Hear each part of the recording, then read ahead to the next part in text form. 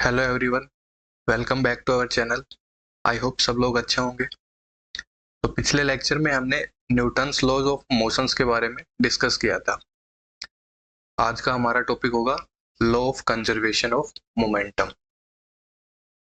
आज का टॉपिक है law of conservation of momentum. Law of conservation of momentum क्या कहता है? ये बोलता है कि अगर किसी सिस्टम में जितना भी पहले मोमेंटम है वो क्या होगा, उस अगर कोई इवेंट होता है तो इवेंट से पहले जितना मोमेंटम होता है उतना ही इवेंट के बाद होगा। जितना मोमेंटम किसी इवेंट के होने से पहले होगा उस सिस्टम में, उतना ही उस इवेंट के होने के बाद होगा। फॉर एग्जाम्पल, हमने दो बॉल लिए। क्या लिए? दो बॉल, M1 एंड M2, जिसका मासेस क्या है? M1 और M2 है। तो उस इन दोनों के बीच में क्या हुआ? कोलिजन हुआ। क्या हुआ? कोलिजन। तो क्या होगा? कोलिजन होने के बाद इनकी इनकी इनिशियल वेलोसिटी थी u1 और u2। जब इनके बीच में कोलिजन होगा तो उसके बाद क्या होगा? इनकी वेलोसिटीज क्या होगी? चेंज हो जाएंगी। मासेस तो इनके सेम ही रहेंगे, तो मासेस इनके m1 और m2 ही रहेंगे, लेकिन इनकी वेलोसिटी चेंज हो जाएगी, जिनको हम बोल देते हैं v1 एंड v2। तो law of conservation of momentum क्या कहता है? मोमेंटम पता है हमें, मोमेंटम मास इनटू वेलोसिटी होता है। मास इनटू वेलोसिटी होता है। तो law of conservation of momentum क्या कहता है? मैथमेटिकली क्या कहता है? ये कहता है कि m1 u1 plus m2 u2, जो कि पहले इनिशियल मोमेंटम था इस सिस्टम का, जो इनिशियल मोमेंटम था वो किसके इक्वल होगा? जो इस सिस्टम का फाइनल मोमेंटम होगा, जो कि होगा कोलिजन के बाद। तो कोलिजन के बाद मोमेंटम क्या होगा? m1 v1 plus m2 v2। Okay, तो ये होता है law of conservation of momentum. अब इसको हम प्रूव भी कर सकते हैं। क्या कर सकते हैं? प्रूव भी कर सकते हैं कि ये कहां से आया। तो चलिए प्रूव करते हैं। इनको हम न्यूटन्स लॉज ऑफ मोशंस की हेल्प से प्रूव करेंगे। ओके, तो सबसे पहले हम देखते हैं इसका प्रूफ।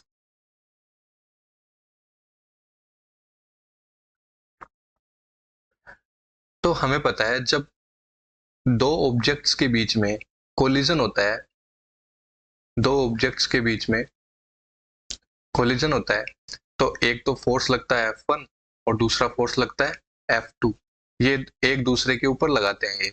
ये हमें पता है कि Newton's third law of motion के according F1 equals to minus of F2 होता है।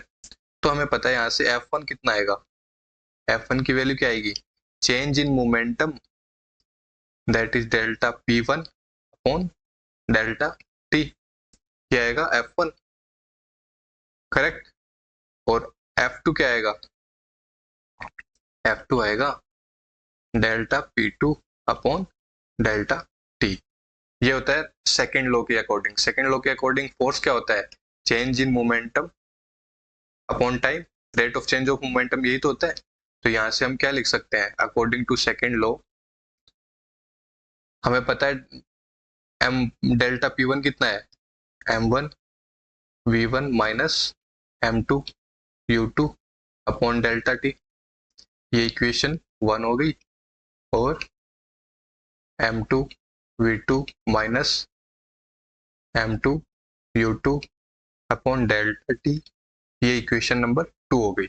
हमें पता है कि अकॉर्डिंग टू थर्ड लॉ, ये तो हो गया अकॉर्डिंग टू सेकेंड लॉ, ये तो हो गया सेकेंड लॉ के अकॉर्डिंग हमने ये दो इक्वेशन बना ली। थर्ड लॉ के अकॉर्डिंग क्या होता है? F1 is minus F2। F1 किसके इक्वल है? माइनस F2 के इक्वल है। तो यहाँ से हम इन दोनों इक्वेशंस में F1 और F2 की यहाँ पे वैल्यू पुट कर देंगे। तो F1 की वैल्यू कितनी है? M1 V1 minus M2, sorry यहाँ पे आएगा M1 u1। ओके, तो यहाँ पे आएगा m1v1 माइनस m1, क्योंकि हम ये डेल्टा p1 निकाल रहे हैं ना, तो यहाँ पे मास 1 का देखेंगे, m1v1 minus m1u1 upon delta t is equals to, minus sign आएगा, फिर आएगा f2 की वैल्यू कितनी है, m2v2 minus m2u2 upon delta t।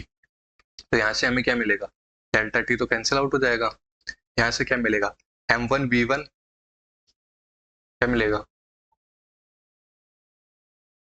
m1v1 minus m1u1 is equals to minus m2v2 minus m2u2, ये मिलेगा। तो यहाँ से हम इसको आगे सोल्व करेंगे तो ये मिलेगा m1v1, और यहाँ पे क्या होगा, माइनस m2v2, इसको इधर लेके आ जाएंगे तो ये हो जाएगा plus m2v2 is equals to, minus minus इधर क्या हो जाएगा, प्लस हो जाएगा, तो ये होगा m2u2, और ये वाला माइनस वाला इधर आ जाएगा, ये वाला टर्म, तो ये इधर क्या हो जाएगा, ये प्लस m1u1। तो हमें यहाँ से क्या मिला, m1u1 plus m2u2 equals to m1v1। इसको रीअरेंज करके लिखेंगे तो इस वाले टर्म को इधर लिखेंगे तो क्या आएगा, m1u1 plus m2u2 is equals to m1v1 plus m2v2। यही हमें प्रूव करना था।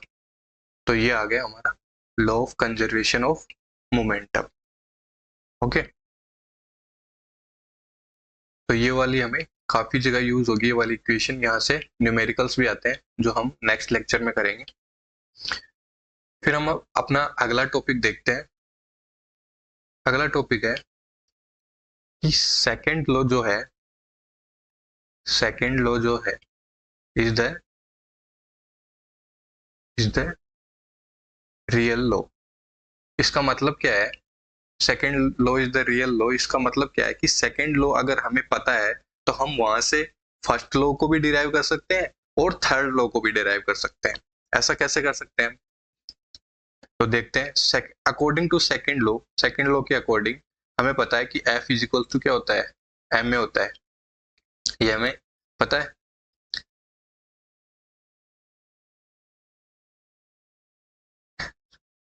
F external, according to second law force क्या होता है, force equals to M A होता है।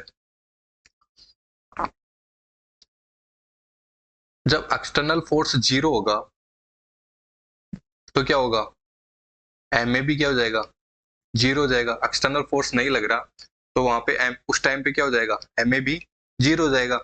मतलब कि जब किसी बॉडी पे कोई एक्सटर्नल फोर्स नहीं लग रहा तो उस पे मास इंटू एक्सेलरेशन भी जीरो आएगा, और यहाँ से हमें क्या पता चलता है कि उसकी एक्सेलरेशन भी क्या होगी, जीरो होगी। एक्सेलरेशन जीरो होगी मतलब कि वेलोसिटी क्या होगी, कांस्टेंट होगी।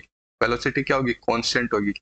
यही पता चलता है यहाँ से हमें, एक्सेलरेशन जीरो होगा मतलब वेलोसिटी क्या होगी, कांस्टेंट होगी। ओके, तो हम यहाँ से क्या कह सकते हैं, वेलोसिटी कांस्टेंट होगी। इसका मतलब क्या है, अगर वो ऑब्जेक्ट रेस्ट पे है तो वेलोसिटी कांस्टेंट रहेगी, मतलब कि वो रेस्ट पे रहेगा। मतलब कि hence body at rest will remains at rest। अगर कोई बॉडी रेस्ट पे रहेगी, रेस्ट पे है तो वो रेस्ट पे ही रहेगी, अगर कोई एक्सेलरेशन नहीं है। और तो and a body is moving then it will move with same velocity. अगर कोई बॉडी मूव कर रही है तो वो सेम वेलोसिटी से मूव करेगी, क्योंकि एक्सेलरेशन तो जीरो है। और यही क्या है हमारा, यही हमारा फर्स्ट लॉ होता है।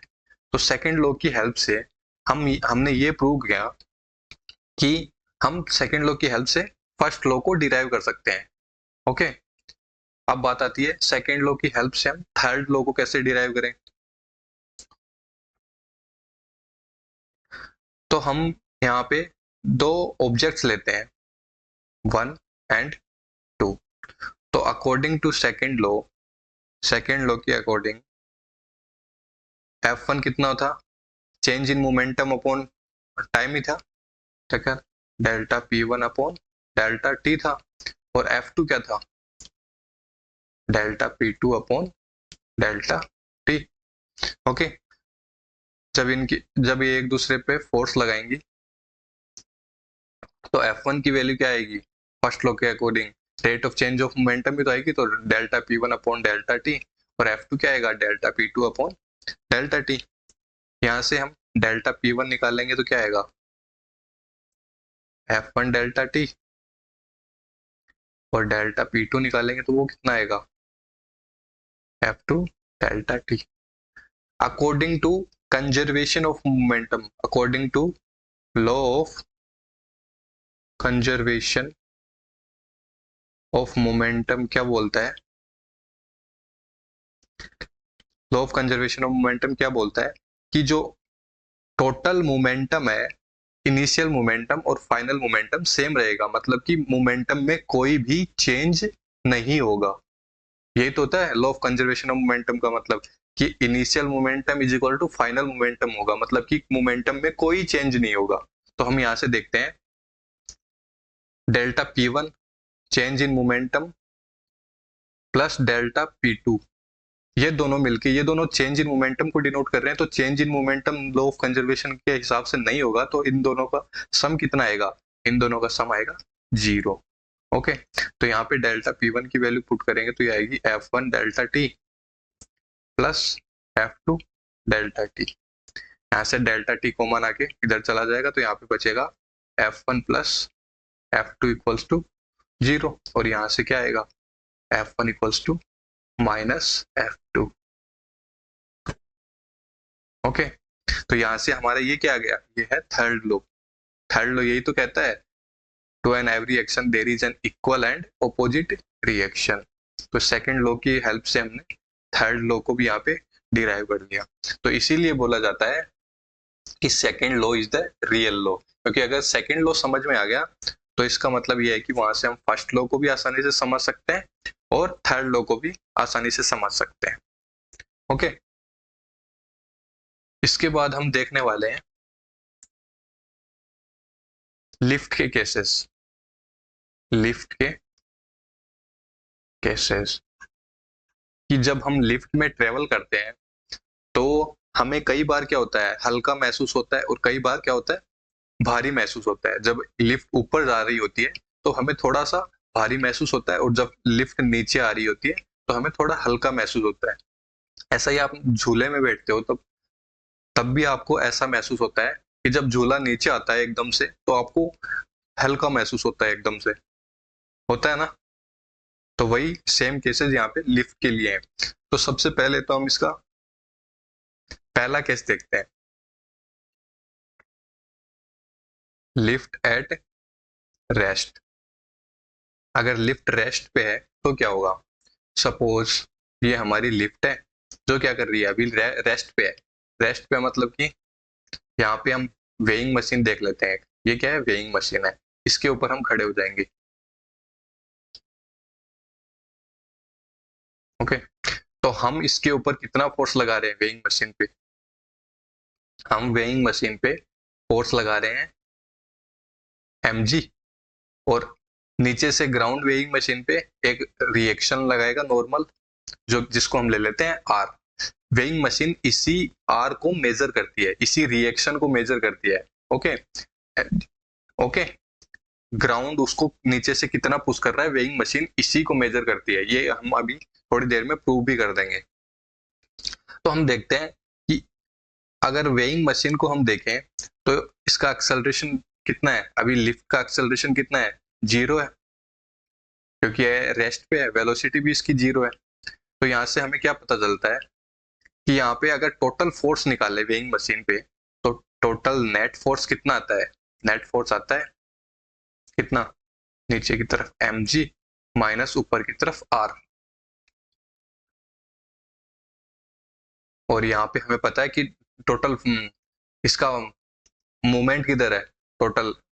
तो इसका ये स्टेशनरी है, मतलब कि ये किधर भी मूव नहीं कर रही, मास इंटू एक्सेलरेशन। यहाँ पे एक्सेलरेशन की वैल्यू कितनी है, 0। तो ये कितना आ जाएगा, m into 0 equals to M G minus are.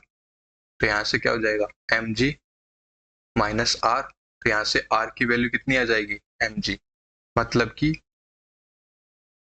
नीचे से रिएक्शन फोर्स कितना आएगा, mg आएगा। मतलब कि जो वेइंग मशीन जो मेजर करेगी वो कितना आएगा, वो mg के इक्वल आएगा, वो हमारे वेट के इक्वल आएगा। जैसे जैसे केसेस चेंज होंगे वैसे वैसे ये रिएक्शन, ये जो वेइंग मशीन में वेट जो मेजर करेगी वो चेंज होता रहेगा। तो दूसरा केस देखते हैं। दूसरा केस है lift is moving with constant velocity. Constant velocity से मूव कर रही है, चाहे वो अपवर्ड हो चाहे डाउनवर्ड हो। तो हम सपोज करते हैं कि ये लिफ्ट है और यहाँ पे हम खड़े हैं। तो इस केस में क्या होगा, वेलोसिटी तो है, वेलोसिटी तो 0 के इक्वल नहीं है, लेकिन एक्सेलरेशन क्या है, 0 है। क्योंकि वेलोसिटी क्या, लिफ्ट क्या कर रही है, कांस्टेंट वेलोसिटी से मूव कर रही है। तो इस केस में क्या होगा, total force on lift F N, जिसको हम लिखेंगे, हम नीचे लगा रहे हैं कितना, mg, और नीचे से रिएक्शन कितना मिल रहा है हमें, r। तो टोटल फोर्स इस केस में कितना हुआ, mg माइनस r। लेकिन लिफ्ट मूव नहीं कर रही, मूव नहीं कर रही मतलब कि उसका लिफ्ट एक्सेलरेट नहीं कर रही। तो वेइंग मशीन भी क्या कर नहीं कर रही, एक्सेलरेट नहीं कर रही। तो वेइंग मशीन का एक्सेलरेशन कितना आ जाएगा, 0। M A, M A force क्या होता है, मास इंटू एक्सेलरेशन लिखते हैं। तो एक्सेलरेशन कितना है इसका, 0। तो यहाँ से हमें क्या मिलेगा, एम जी माइनस आर। यहाँ से हमें फिर से क्या मिलेगा, R equals to M G. Weighing machine फिर से क्या करेगी, हमारा वेट एम जी के इक्वल की मेजर करेगी। ओके। फिर तीसरा केस आता है जो कि है lift is moving up, moving up. लेकिन एक्सेलरेशन क्या है इसमें, इस बार एक्सेलरेशन 0 नहीं है। मतलब कि लिफ्ट क्या कर रही है, ऊपर की तरफ जा रही है और उसके पास कुछ एक्सेलरेशन है। ओके। तो इस केस में क्या होगा, इस केस में क्या होगा, जो वेइंग मशीन है उसके ऊपर हम कितना फोर्स लगा रहे थे, mg। जितना हमारा वेट है वही उतना ही लगेगा। तो नीचे लगेगा mg और नीचे से रिएक्शन लगेगा r। लेकिन इस बार क्या कर रही है, वेइंग मशीन ऊपर की तरफ जा रही है विथ एक्सेलरेशन a से ऊपर की तरफ जा रही है। तो नेट फोर्स कितना हो जाएगा, यहाँ पे नेट फोर्स हो जाएगा m इंटू ए। तो यहाँ से हमें नेट फोर्स अगर दूसरे तरीके से निकालेंगे तो नेट फोर्स कितना होगा, यहाँ पे ऊपर की तरफ जा रही है तो r माइनस नीचे की तरफ वाला फोर्स mg। तो यहाँ से नेट फोर्स कितना मिल जाएगा, r माइनस एम जी। लेकिन हमें पता है नेट फोर्स किसके इक्वल भी होता है, मास इनटू एक्सेलरेशन के इक्वल भी होता है। और इस बार लिफ्ट के पास एक्सेलरेशन है, तो हम ये यहाँ से क्या लिखेंगे, mass into acceleration is equals to r minus M G. तो यहाँ से हमें r की वैल्यू क्या मिलेगी, r की वैल्यू मिलेगी m a plus M G. तो इस बार क्या करेगी, लिफ्ट क्या करेगी, हमें ज्यादा वेट शो करेगी, ज्यादा वेट शो करेगी। और हमें क्या महसूस होगा, हमें थोड़ा भारी महसूस होगा। ओके। क्योंकि लिफ्ट ऊपर की तरफ जा रही है तो हमें भारी महसूस होगा। और यहाँ से हमें वो जो लिफ्ट जो वेइंग मशीन है वो ज्यादा वेट शो करेगी। आप ये एक्सपेरिमेंट करके भी देख सकते हैं लिफ्ट के अंदर, या फिर यूट्यूब पे आपको कई वीडियोस मिल जाएंगे जहाँ पे आपको ये एक्सपेरिमेंट करके दिखाया हुआ होता है कि जब लिफ्ट ऊपर की तरफ जाती है तो वो वेइंग मशीन ज्यादा वेट शो करती है। तो यहाँ से हमें पता चल रहा है कि जो लिफ्ट जो वेइंग मशीन है वो ज्यादा वेट शो करेगी। जितना ज्यादा एक्सेलरेशन होगा उतना ज्यादा वेट शो करेगी। ओके। फिर चौथा केस होता है, चौथा केस कौन सा होता है, लिफ्ट इज मूविंग डाउन। इस बार नीचे जा रही है विथ विथ एक्सेलरेशन। इस बार भी क्या है, एक्सेलरेशन नॉन जीरो है। तो इस बार क्या होगा, ये लिफ्ट है, ये वेइंग मशीन है, यहाँ पे हम खड़े हैं। तो इस बार क्या कर रही है, लिफ्ट नीचे की तरफ जा रही है ए एक्सेलरेशन से। ओके, तो टोटल फोर्स, नेट फोर्स कितना हो गया, मास इनटू एक्सेलरेशन, इस बार नीचे की तरफ है। वेइंग मशीन को हम देखेंगे तो वेइंग मशीन पे नेट फोर्स कितना आएगा, ऊपर की तरफ mg और नीचे से r। तो यहाँ पे हमें पता है नेट फोर्स को हम क्या लिख सकते हैं, नीचे की तरफ फोर्स कितना है mg माइनस ऊपर की तरफ r। तो ये कितना हो गया, यहाँ से हम फिर से लिखेंगे mass into acceleration, net force की जगह ma equals to mg minus r। तो यहाँ से हमें r क्या मिलेगा, रिएक्शन फोर्स क्या मिलेगा, यहाँ से हमें मिलेगा mg माइनस ma। इस केस में क्या करेगी, जो वेइंग मशीन है वो हमें mg से कम वेट शो करेगी, जितना हमारा वेट है उससे कम वेट हमें शो करेगी। जब लिफ्ट नीचे की तरफ जाती है तब इसीलिए हमें हल्का महसूस होता है। समझ में आया ये? जब आप झूले में बैठते हो तो वहां पे भी आपको क्या लगता है कि आप जब नीचे आते हो तो आपको एकदम से हल्का महसूस होता है। तो वही केस यहाँ पे है। यहाँ पे जो वेइंग मशीन क्या करेगी, हमारा जो एक्चुअल वेट होगा उससे हमें कम शो करेगी। अब जितना ज्यादा एक्सेलरेशन होगा ये उतना कम वेट शो करेगी। अगर यहाँ पे पांचवा केस देखेंगे हम, जहाँ पे क्या होगा, फ्री फॉल होगा, मतलब कि जो एक्सेलरेशन है, ये वाला जो एक्सेलरेशन है लिफ्ट का, वो किसके इक्वल होगा, वो ग्रेविटी के इक्वल हो जाएगा, जी के इक्वल हो जाएगा। तो उस केस में क्या आ जाएगा, mg माइनस, यहाँ पे भी क्या हो जाएगा, mg हो जाएगा। तो यहाँ से रिएक्शन फोर्स कितना जाएगा, जीरो आ जाएगा। यानी कि उस केस में हमें जो वेइंग मशीन है वो जीरो वेट शो करेगी। तो वो वाला केस देखते हैं। पांचवा केस है फ्री फॉल का। फ्री फॉल का मतलब, अगर लिफ्ट है वो अचानक से खराब हो गई या फिर बोले तो उसकी रस्सियां टूट गई, तो वो क्या करेगी, फ्री फॉल करेगी। तो फ्री फॉल के केस में उसका एक्सेलरेशन क्या हो जाएगा, जी हो जाएगा। यहाँ पे यहाँ पे हम खड़े हैं वेइंग मशीन पे, तो इस केस में क्या हो जाएगा, इस केस में हमारा mg नीचे फोर्स वेइंग मशीन पे और ये रिएक्शन ऊपर की तरफ। लेकिन हमें पता है नेट फोर्स कितना आ जाएगा यहाँ से, अगर g वेलोसिटी, g एक्सेलरेशन से वो फ्री फॉल कर रही है तो नेट फोर्स कितना हो गया, mg। और नेट फोर्स यहाँ से निकालेंगे तो वो कितना आएगा, नीचे की तरफ mg माइनस r। तो यहाँ से हम लिखेंगे mg equals to mg minus r। तो यहाँ से r क्या मिलेगा, यहाँ से हमें r मिलेगा mg माइनस mg, जो कि क्या होगा, जीरो होगा।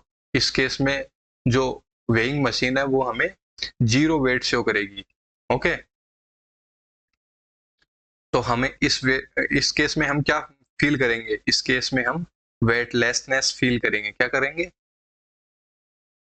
वेटलेसनेस फील करेंगे। हमें ऐसा लगेगा कि हमारे पास कोई वेट ही नहीं है। अगर अगर लिफ्ट खराब हो जाए, अगर फ्री फॉल करें, आप कहीं से जंप करते हो तो भी उस टाइम पे भी हम क्या महसूस करते हैं, वेटलेसनेस फील करते हैं, क्योंकि उस टाइम पे हमारा एक्सेलरेशन क्या होता है, वो ग्रेविटी के इक्वल हो जाता है। तो उस केस में हमारी वेइंग मशीन भी क्या शो करेगी, जीरो रीडिंग शो करेगी। एक और केस देखते हैं हम, जब क्या हो, जब एक्सेलरेशन हो, नीचे की तरफ हो, लेकिन क्यों वो क्या हो जाए, वो ग्रेविटी से ज्यादा हो जाए। When acceleration is greater than gravity, और हम डाउनवर्ड मूव कर रहे हैं, किधर मूव कर रहे हैं, डाउनवर्ड। इस केस में क्या होगा, इस केस में क्या होगा, ये हमारा एक्सेलरेशन है, जो एक्सेलरेशन ड्यू टू ग्रेविटी से भी ज्यादा है। इस केस में क्या होगा, इस केस में नेट फोर्स कितना आ जाएगा, m इंटू ए, और यहां से हम देखेंगे तो नीचे की तरफ mg और ऊपर की तरफ r। तो यहां से क्या आ जाएगा, F1 equals to mg minus r। तो यहां से हम लिखेंगे ma equals to mg minus r, और यहां से r हमें क्या मिलेगा, mg माइनस ma, और यहां से हमें क्या मिलेगा, m जी माइनस ए, लेकिन हमें पता है इस बार क्या है, एक्सेल ए क्या है, जी से बड़ा है, तो ये वाला टर्म क्या हो जाएगा, ये वाला टर्म नेगेटिव हो जाएगा। तो यहाँ से हमें क्या मिलेगा, आर नेगेटिव मिलेगा। आर नेगेटिव मिलने का मतलब क्या हुआ, आर नेगेटिव मिलने का मतलब ये है कि लिफ्ट है वो ज्यादा तेजी से आ रही है एज कंपेरिजन टू इसके कंपैरिजन में। ओके, तो इस केस में क्या होगा, जो अपनी जो बॉडी है वो लिफ्ट के ऊपर वाले हिस्से से जाके टकरा जाएगी। समझ में आया, क्योंकि अपनी बॉडी तो एक्सेलरेशन ड्यू टू ग्रेविटी से ही नीचे फॉल कर रही है, लेकिन जो लिफ्ट है वो क्या कर रही है, वो एक्सेलरेशन ड्यू टू ग्रेविटी से भी ज्यादा एक्सेलरेट कर रही है। तो लिफ्ट की वेलोसिटी क्या हो जाएगी, ज्यादा चेंज होगी एज कंपेरिजन टू अपनी बॉडी के। तो अपनी बॉडी इस केस में क्या करेगी, ऊपर लिफ्ट की टॉप पे जाके स्ट्राइक करेगी। ओके, तो ये होगा छठा केस। तो ये होते हैं लिफ्ट के 6 केसेस।